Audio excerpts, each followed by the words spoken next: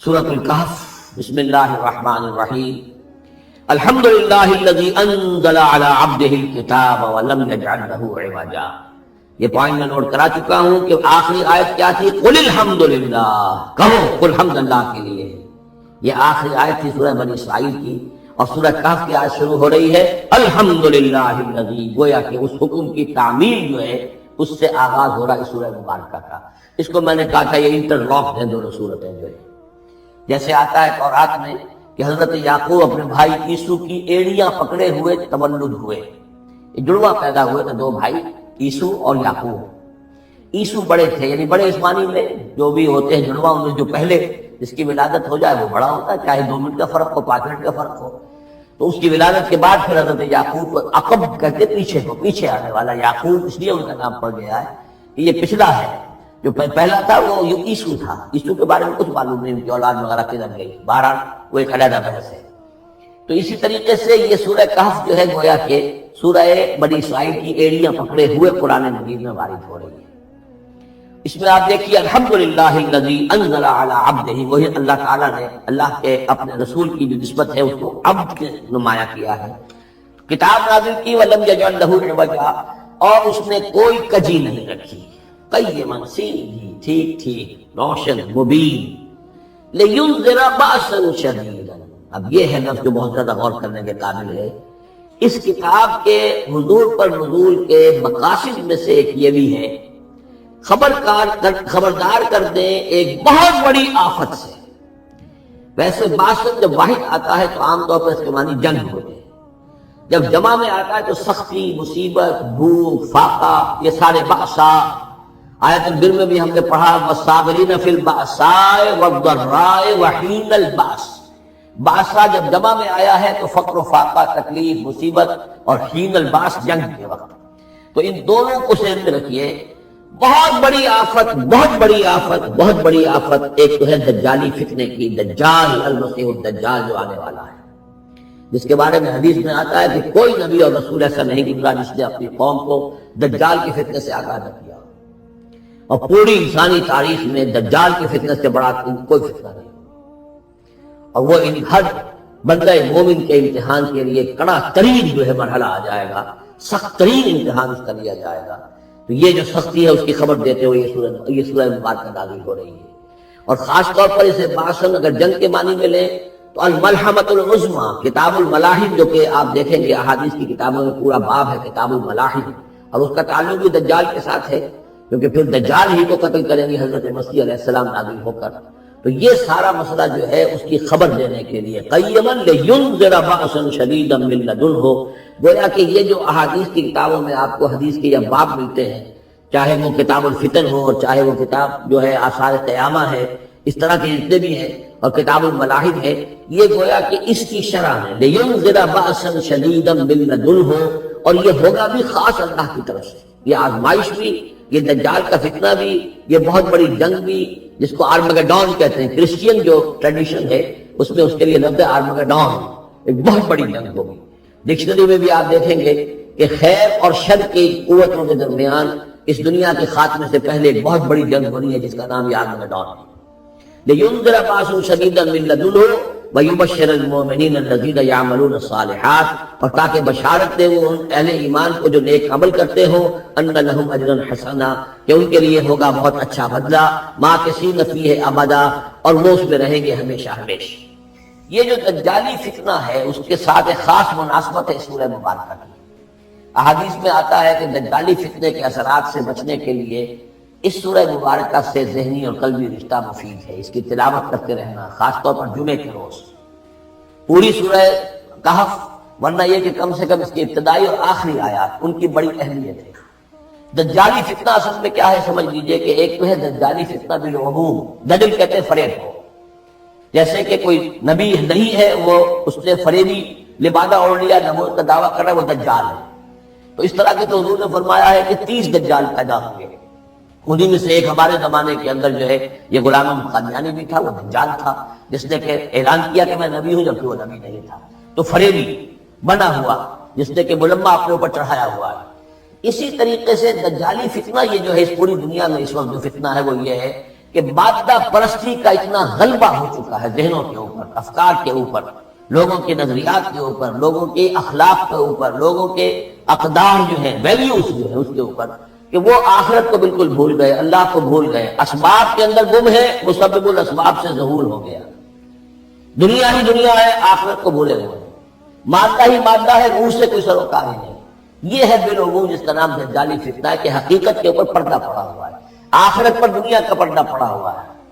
یہ دنیا جو ہے در حقیقت کیا ہے؟ وَمَا الْحَيَاةُ الدُّنْيَا إِلَّا مَتَاعُ الْغُرُورِ، یہ دھوکے کا سامان ہے۔ اصل زندگی کو اس میں ڈھانپا ہوا ہے، ہم نے یہ سمجھ لیا کہ زندگی یہی ہے، اسی کے لیے بھاگ دوڑ محنت صبح و شام، اسی کے مستقبل کی فکر ہے، لیکن اصل زندگی اس کی کوئی فکر نہیں ہے۔ باقی ایک دجال جو ہے جو آئے گا، وہ معاملہ احادیث کے اندر بھی بڑی طوالت کے ساتھ ہے، اور اس میں کافی پیچیدگیاں بھی ہیں، بعض چیزیں جو ہے ایک دوسرے سے کچھ مختلف بھی ہیں، اس میں پھر اہل علم کو بہرحال مطابقت پیدا کرنی پڑتی ہے۔ میں نے جہاں تک اپنی کوشش کی ایک رائے تک میں پہنچا ہوں، لیکن ابھی میں اسے بیان نہیں کر رہا ہوں۔ بہرحال دجالی فتنے کی خبریں موجود ہیں بہت شدت کے ساتھ، اور اس صورت کا پڑھنا جو ہے اس میں بہت مفید ہے۔ اس صورت کے مضامین دجالی فتنہ بالعموم سے کیا تعلق ہے وہ تو اس ہم دورہ ترجمہ دوران کے اس کے دوران بھی آپ کو معلوم ہو جائے گا، لیکن اس کے جو خاص بڑے مباحث ہیں، خاص طور پر یہ کہ ایک ہمارے بہت بڑے عالم گزرے ہندوستان میں اس صدی کے آغاز میں، مولانا مناظر حسن گیلانی، انہوں نے اس میں باقاعدہ کتاب لکھی ہے، آپ کو مل جائے گی بازار میں بھی، اصحاب کہف کے جو معاملہ سورہ کہف کے مباحث ہیں ان کے۔ میں نے اس کو اپنی ایک تقریر کے اندر کسی خطاب جمعہ میں سورہ کہف کے مضامین کا خلاصہ بیان کیا تھا، جس کا عنوان ہے دنیا کی حقیقت۔ ظاہر بات ہے تفاصیل زیادہ جو ہے وہ میرے لیے ممکن نہیں ہے کہ اس دورہ ترجمہ کے دوران بیان کر سکوں۔ وَيُنذِرَ الَّذِينَ قَالُوا اتَّخَذَ اللَّهُ وَلَدًا، اور خبردار کر دے ان لوگوں کو جنہوں نے کہا کہ اللہ نے بیٹا بنایا۔ یہ ساری دجالیت جو ہے اس کی جڑ کیا ہے؟ مسیحیت، جو موجودہ مسیحیت ہے، جو حقیقت میں مسیحیت نہیں ہے، پولزم،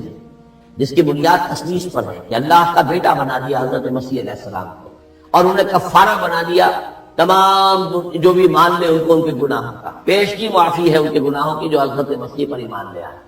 اور نمبر 3 شریعت ثابت کر دی، اور نمبر 4 سارا اختیار جو ہے وہ پوپ کے ہاتھ میں دے دیا گیا کہ تم جو چاہو جس چیز کو چاہو حلال کرو، جس چیز کو چاہو حرام کر دو۔ ان چیزوں نے مل کر نفس مذہب کو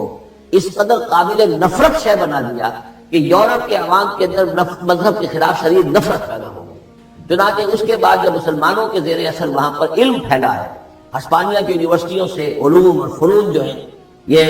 فرانس اور اٹلی اور جرمنی کے نوجوان آتے تھے، اور وہاں آ کر وہ قرطبہ اور غرناطہ اور طلیقلہ کی یونیورسٹیوں سے پڑھ کر جاتے تھے، تو ان کے زیر اثر جو ایک ریفرمیشن شروع ہوئی، اصلاح مذہب اور ایک رینائسنس، تحریک احیاء العلوم،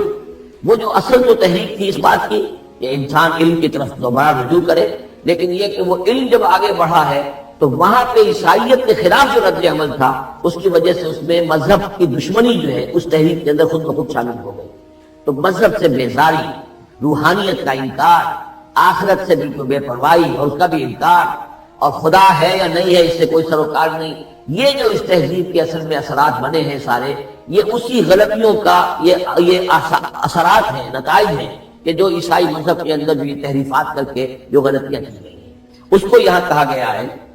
کہ ان لوگوں نے کہ جنہوں نے یہ عقیدہ ایجاد کیا، ما لہم بہ من علم، ان کے پاس اس کے لیے کوئی علمی سند نہیں ہے، ولا لآبائہم، نہ ان کے آباء و اجداد کے پاس کوئی سند تھی، کبرت کلمۃ تخرج من افواہہم، بہت بڑی بات ہے جو ان کے منہ سے نکل رہی ہے، بہت بڑی گستاخی ہے جو یہ اللہ تعالیٰ کی شان میں کر رہے ہیں، ان یقولون الا کذبا، یہ نہیں کہہ رہے مگر جھوٹ، صراحہ سیدھا سفید جھوٹ بول رہے ہیں، فلعلک باخع نفسک علی آثارہم، تو اے نبی شاید کہ آپ اپنے آپ کو ہلاک کر لیں گے ان کے جو اثرات پڑنے والے ہیں، عیسائیت کے اس غلط عقیدے کے جو نتائج برآمد ہوئے ہیں، جب یہ نتائج ظاہر ہوں گے تو اتنے سنگین ہوں گے، فلعلک باخع نفسک، کہ ان کے احساس سے اور ان کے ادراک سے شاید کہ آپ اپنے صدمے سے اپنے آپ کو ہلاک کر لیں، ان لم یؤمنوا بہذا الحدیث اسفا، اگر یہ لوگ اس حدیث پر، اس قرآن پر، یہ بات جو بتائی جا رہی ہے اس پر ایمان نہ لائے، اس پر ایمان نہ لائے، اپنے اس غلط عقیدے پر قائم رہے، اس غلط مذہب کو انہوں نے برقرار رکھا، تو اس کا جو رد عمل ہوگا نوع انسانی پر، اور اس سے تاریخ انسانی اور انسانی ثقافت جس غلط رخ پر پڑے گی، جو دجالیت کا فتنہ اسے جنم دے گا، ان تمام چیزوں کے اثرات سے شاید آپ کو اتنا صدمہ ہو کہ فَلَعَلَّكَ بَاخِعٌ نَفْسَكَ عَلَىٰ آثَارِهِمْ إِن لَّمْ يُؤْمِنُوا بِهَٰذَا الْحَدِيثِ أَسَفًا إِنَّا جَعَلْنَا مَا عَلَى الْأَرْضِ زِينَةً لَّهَا، ہم نے زمین کے اوپر جو کچھ ہے اسے اس کا گہنا بنا دیا ہے، بناؤ سنگار بنا دیا ہے، زینت بنا دیا ہے۔ یہ آپ نوٹ کر لیجئے، لفظ زینت اور زمین میں اس کی زیبائش اور آرائش، یہ اس سورہ مبارکہ کا عمود ہے، یعنی اس کو اتنا کھبا دیا ہے نگاہوں میں اللہ نے کہ آخرت سے خود بخود انسان غافل ہو جاتا ہے۔ یہ پردہ پڑ گیا ہے، چمک دمک ہے، یہ کاریں ہیں، یہ بلڈنگیں ہیں، یہ کوٹھیے ہیں، یہ عالیشان عمارتیں ہیں، یہ کیا کچھ اس کی جو یوں سمجھیے پومپ اینڈ شو جو ہے اس وقت دنیا کا۔ اور ظاہر بات ہے امریکہ میں جا کر دیکھیے تو جو کچھ یہاں دیکھ رہے ہیں اس سے 10 گنا 100 گنا 1000 گنا آپ کو نظر آئے گا، عقلیں دنگ ہو جاتی ہیں۔ نتیجہ کیا نکلتا ہے کہ انسان یہ سمجھتا ہے کہ اصل شے یہی مادہ ہی ہے، اصل ہدایت پہ یہی لوگ ہیں، یہی لوگ ہیں صحیح معنی میں کہ جنہوں نے واقعہ علم حاصل کیا ہے، لہذا ان کی غلط تہذیب، ان کا غلط تمدن، ان کے تمام غلط ثقافت کے معاملات کے بھی ہم اسی طریقے سے پیروی کر رہے ہیں۔ یہ سارا مسئلہ جو ہے وہ اس لیے ہے کہ چمک دمک دنیا کی زیبائش اور آرائش اس سے ہم متاثر ہیں۔ اِنَّا جَعَلْنَا مَا عَلَى الْأَرْضِ زِينَةً لَّهَا، جو